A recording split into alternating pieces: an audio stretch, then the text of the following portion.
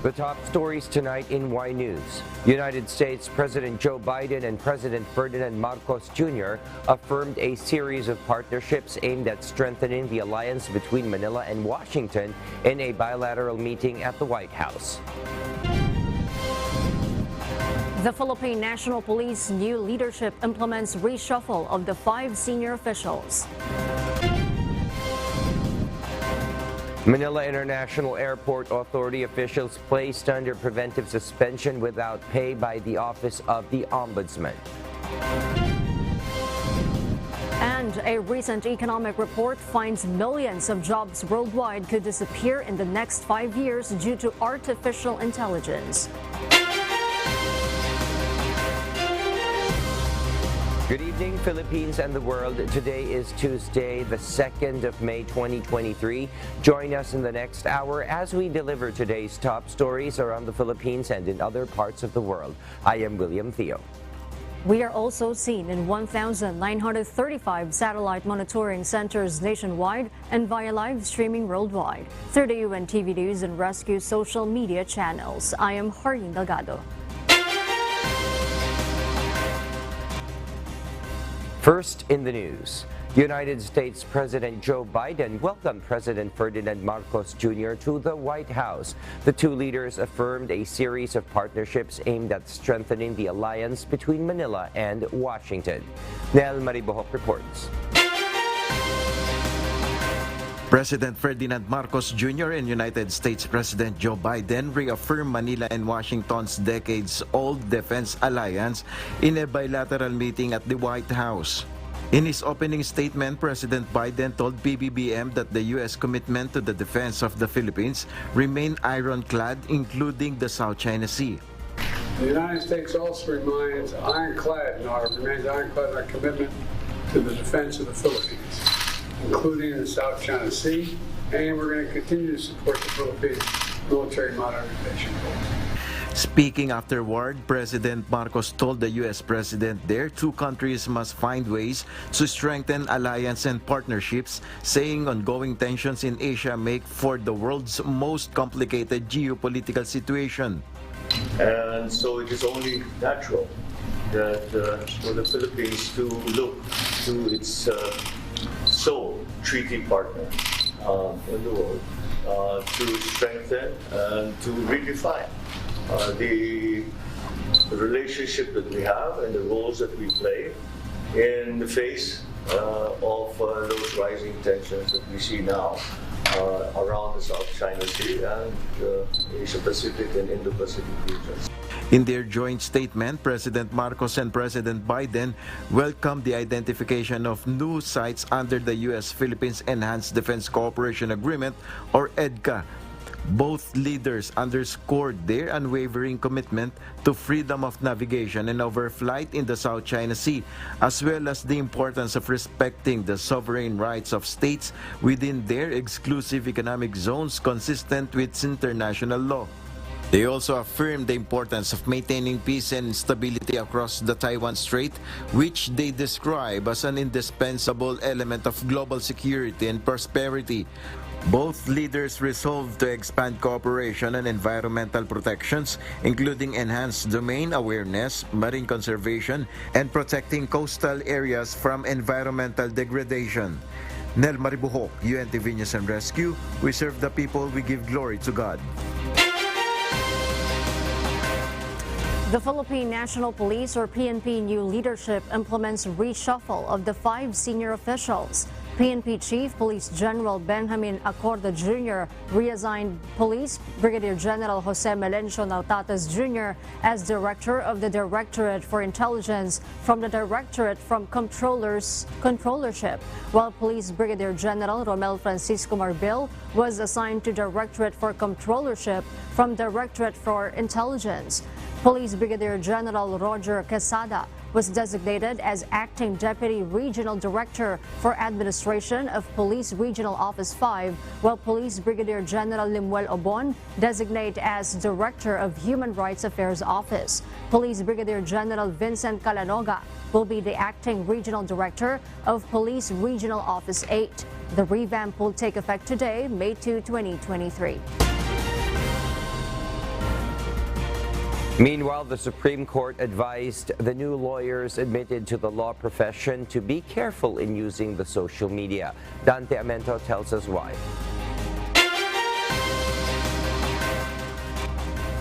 Nearly 4,000 new lawyers took their oath before the Supreme Court and Bank today, May 3, at the Philippine International Convention Center or PICC. Associate Justice Ramon Paul Hernando, who will also serve as the 2023 Bar Chairperson, in his inspirational message stressed that lawyers should stay grounded and compassionate. It is better to give pro bono or free legal assistance. Keep your feet on the ground. Your ATTY period is a professional title, not a social rank. It is never a license to lord over the other professions, for they are never beneath us. Siyempre po to give back, especially sa Mindanao, and to do private practice, siguro take pro bono cases din because it's really hard po talaga if you're from Mindanao to like pass the bar, syempre with the resources. But since I made it, I think that's the most important thing to do, to give back to the people who helped me. Justice Hernando added, as lawyers, they are also now influencers. What they will do or say can sway people's views and public opinion. Hence, the Supreme Court advises new lawyers to be careful in using the social media. They should remain professional in all their actions. Be careful what you click online. TikTok wisely. Keep a clean profile. Call out improprieties in Facebook pages and lawyer groups. Do not join improprieties in Facebook pages and lawyer groups. The use of social media is now included in the new Code of Professional Responsibility and Accountability of those in the legal profession. Dante Amento, UNTV, News and Rescue. We serve the people. We give glory to God. The Department of Foreign Affairs plans to secure another bus for trapped Filipinos in Khartoum, Sudan. Meanwhile, the Philippine Embassy in Egypt advised evacuating Filipinos to proceed in Sudan instead of Egypt. Janice and Henta will tell us why. Over the past week, the Philippine Embassy in Cairo and the Philippine Consulate in Khartoum have organized several evacuations from Khartoum, Sudan to the border of Egypt at the Argin land port. The Department of Foreign Affairs, or DFA, reports that they are now completing the travel documents of the last batch of over 100 Filipino evacuees who are now in Egyptian soil. But even if it is the last batch of their evacuation efforts from Sudan to Egypt, the department is still considering hiring a bus that will fetch Filipinos who are still trapped in Khartoum, Sudan. Kinokolekta namin yung mga names, hindi namin kung pwede pang kumuha ng bus papuntang Egypt border o sa Sudan border. Kumukuha pa kami ng hiring ng isa pang bus kung pwede pa. Kung makita natin na marami, pero kunyari, dalawa lang sila, tatay yung bus, tatlo lang sila. Filipinos who are still in Sudan and wish to evacuate, they may contact the Philippine Embassy on cairo.pe@dfa.gov.ph. Meanwhile, the Philippine Embassy advised evacuating Filipinos to proceed to Port Sudan instead of Egypt for a fast travel process. Kasi po, ang tagal-tagal lumusot sa Egypt border.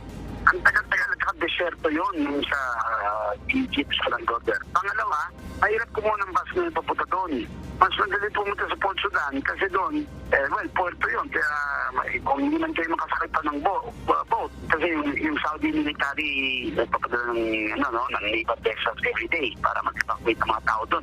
But before traveling to Port Sudan, evacuating Filipinos should submit names and copies of passports to the Philippine Consulate in Jeddah via email jeddah.pcg@dfa.gov.ph or WhatsApp number 54438-1474 or 56079-4292. After arriving in Port Sudan, bring passports and register at the Saudi Coordination Office for Evacuation at the Al Rabwa Hotel. Copy of passport will be accepted for those not in possession of their passports. Janice Hente, UNTV, News and Rescue. We serve the people, we give glory to God. And for our news abroad, the United States intelligence has estimated that Russia's military has suffered 100,000 casualties. Nerissa Dando gives the details live. Nerissa? Good evening, Kath. Russia's military casualty reached 100,000 in just 5 months since last December when the country initiated its biggest winter offense. This is 3 times the number of American casualties in the Guadalcanal campaign in World War II, according to the latest announcement of John Kirby, White House National Security spokesman. Moscow's broad offensive last winter across multiple lines of advances toward various parts of Donbas region had been stalled and failed, and has resulted in a terrible cost that killed lives of 20,000 soldiers. 10,000 of these were from Wagner mercenary, which included Russian convicts. Back to you, Kath. Thank you, Nerissa Dando, for that report live from Japan. France has faced severe criticism from the United Nations Human Rights Council due to numerous reports of police violence against protesters and racism in the country. Ia de Vera will give us the details live. Yes, Ia? Kath, during the Labor Day holiday on Monday, May 1, several demonstrations took over the streets of France, including workers' protests against the French government and May Day pension rallies, causing intensified clashes between police and protesters. In Lyon, police were attacked with projectiles by the Black Bloc anarchists, and shortly after, police forces countered by firing tear gas to the demonstrators. The same situation happened with marchers in Paris. During the United Nations Human Rights Council conference held in Geneva on Monday, a Sweden spokesperson said that France should take measures to address allegations on excessive use of force by police against protesters. Also, Russia's representative Kristina Sukasheva told Human Rights Council that the harsh and violent measures in France at dispersing peaceful citizens is concerning. Moreover, racial profiling, attacks on migrants, and religious intolerance in Paris were also brought up during the Universal Periodic Review, or UPR, where 193 UN countries must go through every 4 years. Kelly Billingsley, the U.S. representative at the UN Council, said that the U.S. wants Paris to put more effort to oppose crimes and violence provoked by religious hatred such as anti-Muslim hate and anti-Semitism. Meanwhile, Judicial Advisor with the French Interior Ministry, Sabrine Balim, said during UN Council meeting that the use of force is strictly controlled and supervised, and France disapproves any type of racial profiling. Back to you, Kath. Thank you, Ia de Vera, reporting live from New Zealand. We'll share more global stories with you later, but for now, back to you, Harleen. Thank you, Kath. For those watching our live streaming on YouTube, please click the subscribe button you see on your screen and ring the bell for notification. You may also follow us on Facebook. The Philippine Atmospheric, Geophysical and Astronomical Services Administration upgraded the El Nino warning system today, but the country may still experience rainy days before the impact of the phenomenon. Ray Pelayo will tell us why.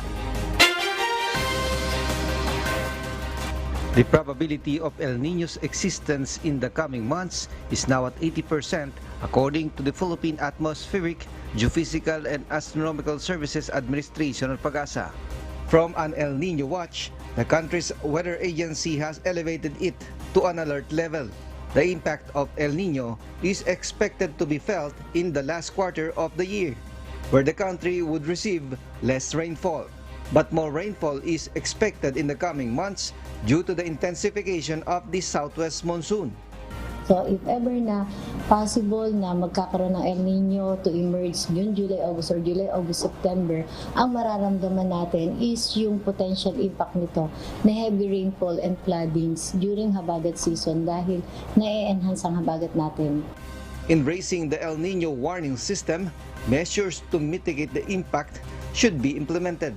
So, pag sinabi nating El Nino alert, it requires early action. Kasi kapag La Nina watch, minsan hindi natutuloy yung El Nino. So, kapag nag-elevate tayo sa alert, ibig sabihin, mataas ang potential na matutuloy talaga yung El Nino.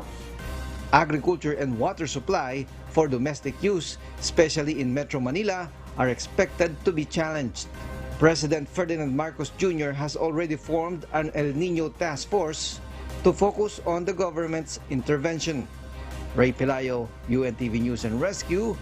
We serve the people, we give glory to God.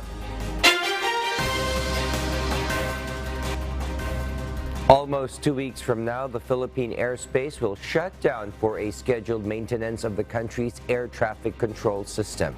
Hardin Delgado will tell us why. The Manila International Airport Authority, or MIAA, announced that the Philippine airspace will close on May 17 to give way for a system maintenance. The Civil Aviation Authority of the Philippines, or CAAP, will replace the uninterruptible power supplier UPS of the Communications, Navigation and Surveillance Air Traffic Management, or CNS-ATM system. The shutdown is expected to last for 6 hours from 12 midnight to 6 in the morning.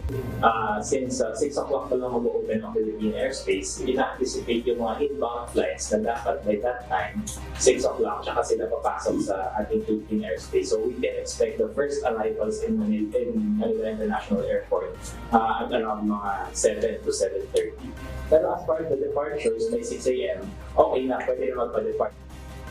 The MIAA will meet with all airline companies on Wednesday, May 3, to discuss their plans and contingencies for the expected adjustments in flight operations.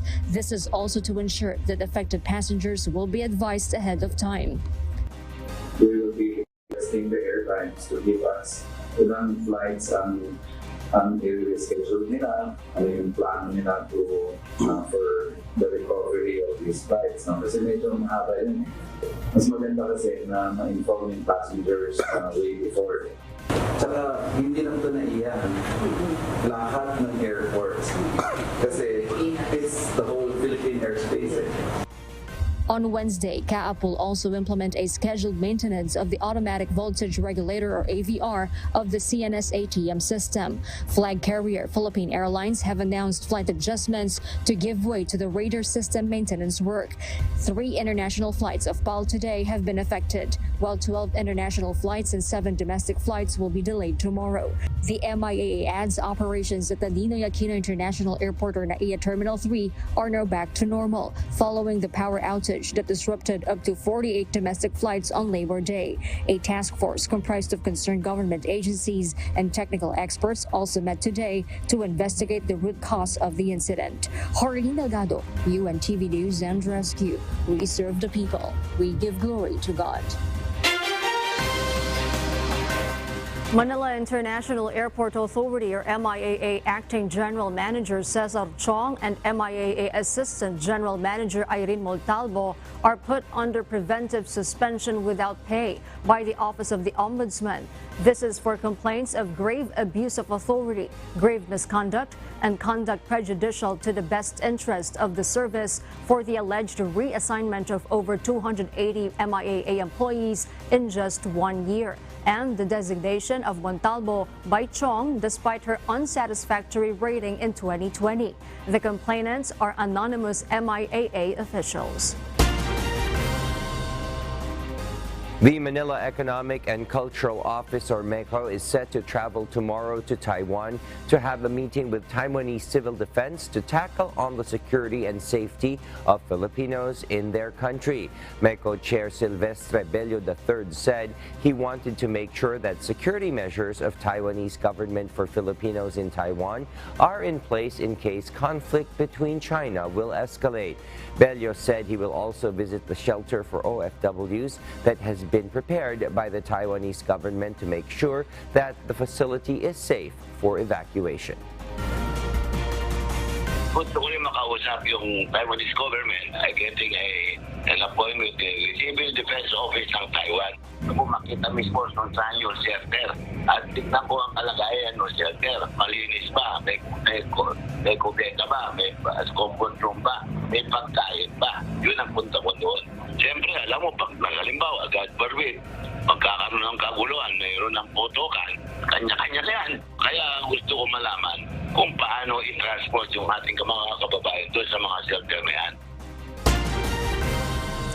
The Bureau of Immigration or BI agents arrest 2 illegal foreigners in Cebu and Manila. They are identified as Barry Lee Jordan and Harwinder Singh, who are American and African nationals respectively. Jordan was arrested for overstaying since 2015. Meanwhile, Singh was caught with a fraudulent entry visa on his passport. Both will be deported by the Philippine government and will be blacklisted from entering the country again. The Lagos-Nilad vehicular underpass will undergo rehabilitation for 4 months starting today, May 2nd. According to the Manila local government, this is to upgrade the pumping system to avoid further flooding in the area and improve the condition of the road. Bernadette Tinoy will tell us why. The Manila local government announced the partial closure of Lagos-Nilad vehicular underpass today, May 2. According to Manila City Mayor Hani Lacuna, Lagos-Nilad will undergo rehabilitation for 4 months amid the bumpy roads and constant flooding in the area caused by the low sea level. I-rehabilitate na po natin ang Lagos-Nilad. Matagal-tagal na rin po itong plano ng pamalanlungsod ng Maynila. Lacuna added that Lagos-Nilad underpass is actually regulated by the national government, but Manila Local Government Unit or LGU initiated the rehabilitation to upgrade the pumping system for the sake of the commuters and riders. The Lagos-Nilad fund will come from both the local and national government. Ang budget po, ang gugugulin po ng pamalanlungsod ng Maynila ay nasa 50 million, while ang national government po, through the office of Congressman Erwin Tieng, ay gugugol po, bibigay po ng 25 million. Kasi sa amin din naman po galing ang pondo, so kami po ang bahala sa maintenance po. Meanwhile, some drivers affected by the rehabilitation appeal to the LGU for a shorter closure as they will face a series of heavy traffic starting today. Matagal kasi perhiso rin sa amin yan sa aming mga driver lalo sa mga commuters namin. Problema kami pati yung pasahero. Kanina nga sinasabi, nagkukwento nga sa akin kanina yung sakay kong papunta rito na paano daw gagawain. Sabi ko, kung pwede sana, makakaikot doon sa may Intramuros, sa may immigration, kaya lang, iikot ka rin doon. Kaya ang mangyayari, sacrifice talaga dyan. Medyo mahaba yung 4 na buwan Kasi kapiraso lang naman yun Magganon, tsaka ganon. Bus driver Arnold, on the other hand, said the 4-month rehabilitation will pave the way for a floodless underpass and no more bumpy roads. Diyan yung gulong ko doon nasasabog kasi may bakal po doon na 2 nakausli. Sabog yung gulong ko doon. Okay nga rin yun kasi ginagawa, di ba? Tsaka wala nang maabala. Okay lang na siguro ma'am, basta maayos. Manila LGU also provides alternative routes for the public to avoid traffic congestion in the area. Bernadette Tinoy, UNTV News and Rescue. We serve the people, we give glory to God. Nearly 15,000 pilots of American Airlines have voted for a potential strike on Monday, and Southwest Airlines is also prepared to join them. Ruth Bahe will tell us why live. Ruth? Yes, Kath. Nearly 96% of the 15,000 members of the Allied Pilots Association voted, with 99% in favor of calling a strike to pressure American Airlines to approve new contract with better salaries. However, walkouts are unlikely to happen anytime soon because federal law makes it difficult for unions to strike without the approval of United States Mediation Board.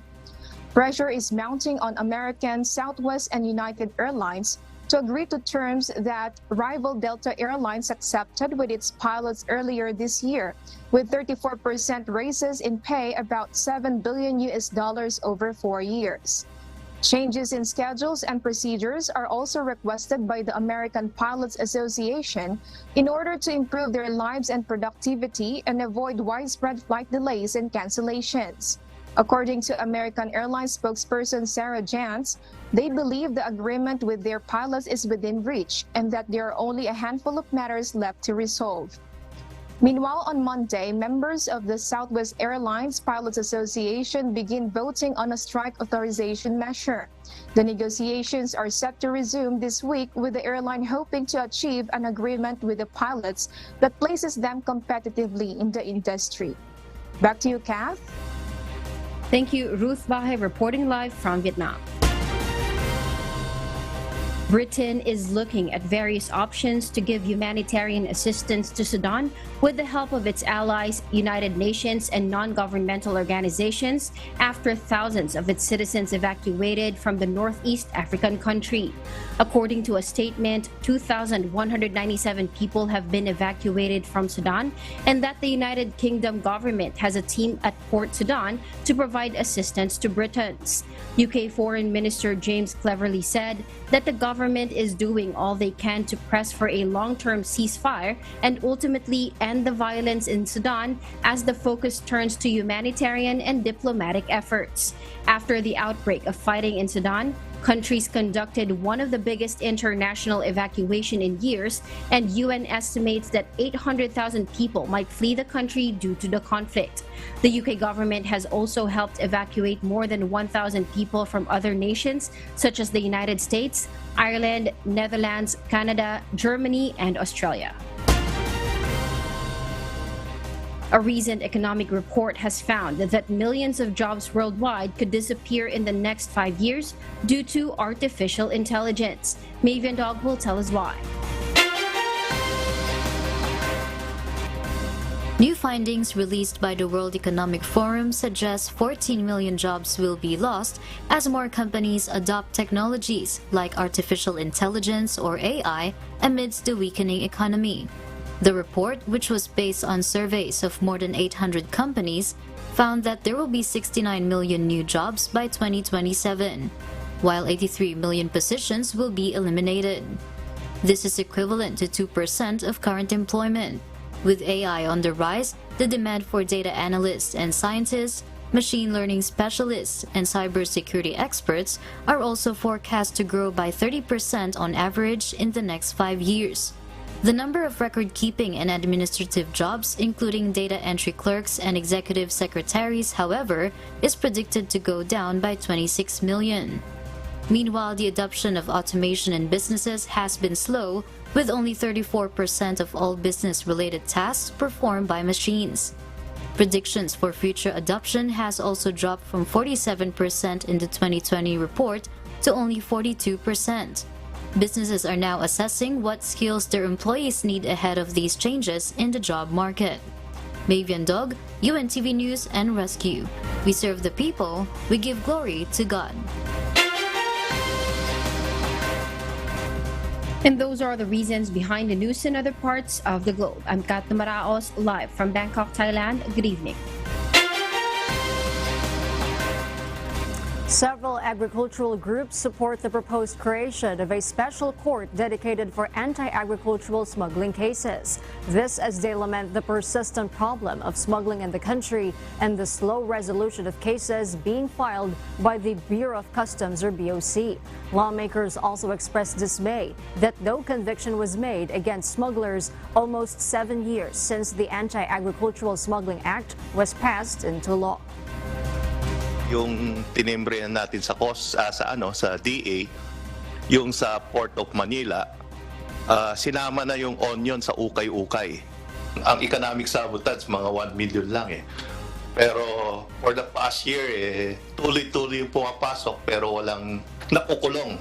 Ang problema na nakita is yung custom kasi silang gumawa ng IRR eh. So mabagal dun sa custom, pag-file naman sa DOJ, kulang-kulang. So, hindi na-prosper yung mga kaso. The Department of Justice, or DOJ, says since the law was enacted in 2016, they received 159 cases from the BOC and the Department of Agriculture. However, almost half of the cases were dismissed by the DOJ, while only 9 were filed in court. Senator Cynthia Villar, who filed the measure, believes it is high time for big-time smugglers to face jail time. She adds eradicating smugglers will benefit both farmers and consumers. Meanwhile, over 872 hectares of forest lands and watershed reservations across different parts of the province were significantly damaged by 52 non-structural fires during the first quarter of this year. According to Benguet Provincial Fire Marshal Fire Superintendent Jesse Anasio, this year's affected forest, grasslands, and watershed reservations are over 3 times compared to the only 251 hectares ravaged by 14 non-structural fires recorded in the Mountain Province during the same period last year. Anasio disclosed that the identified causes of the non-structural fire incidents that transpired in the different forest lands and watershed reservations in the province include open flame from farmlands or agricultural land clearing operations, popularly known as splash and burn farming, children playing with matches and lighters, and open flame from rubbish or bonfires. He urged the public to prioritize efforts to allow newly planted trees to grow.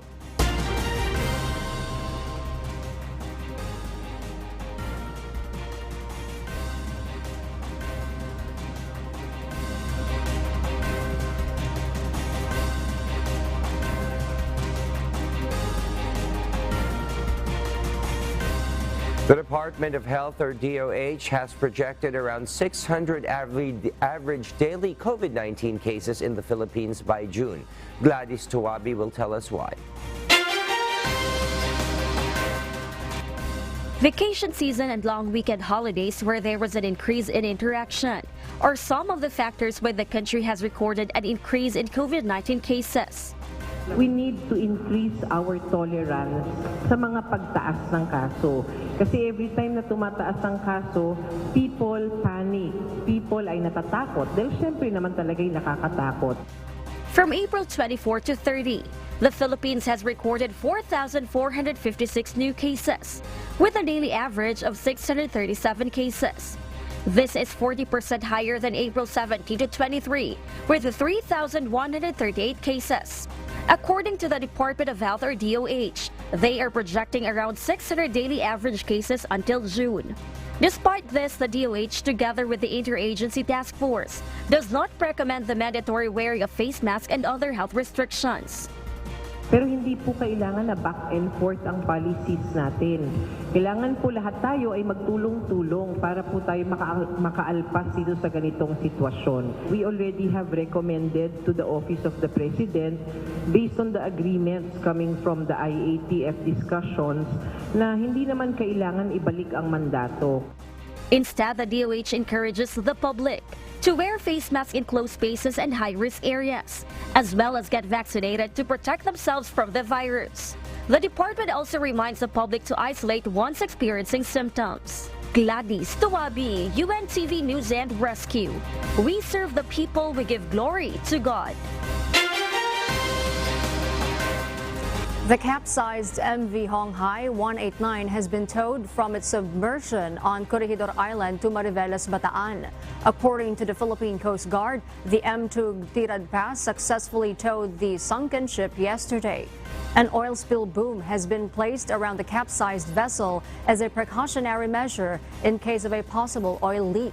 However, the 2 missing crew members have not yet been found inside the ship.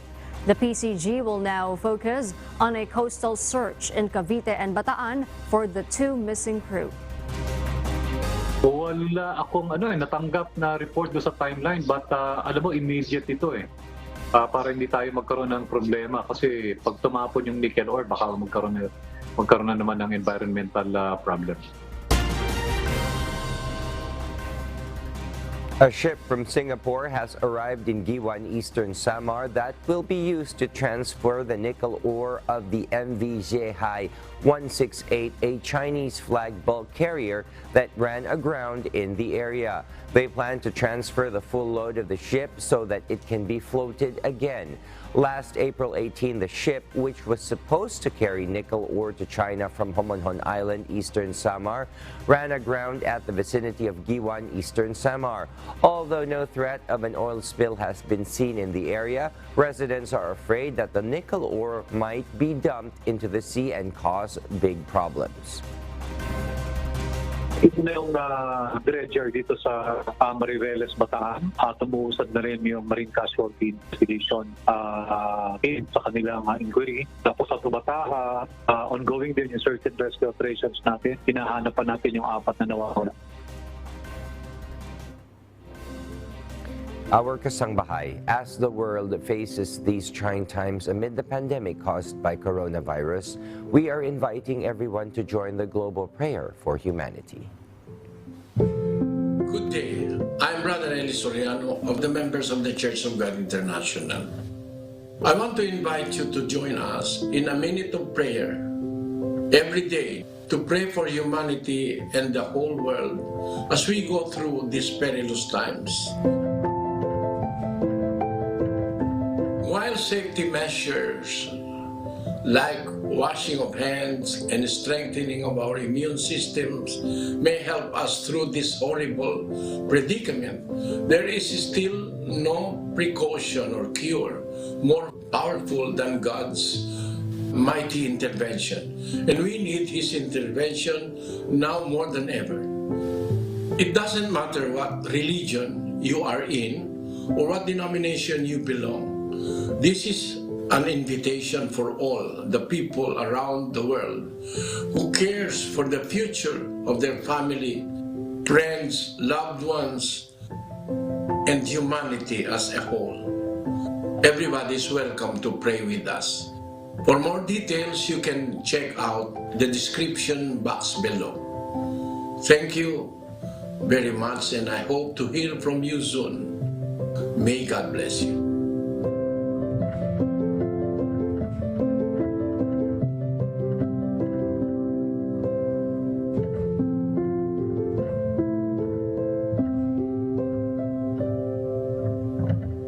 And before we close, we will leave you with a word, giving glory to God. From the book of Ephesians, chapter 4, verse 29, it says, "Let no corrupt communication proceed out of your mouth, but that which is good, to the use of edifying, that it may minister grace unto the hearers."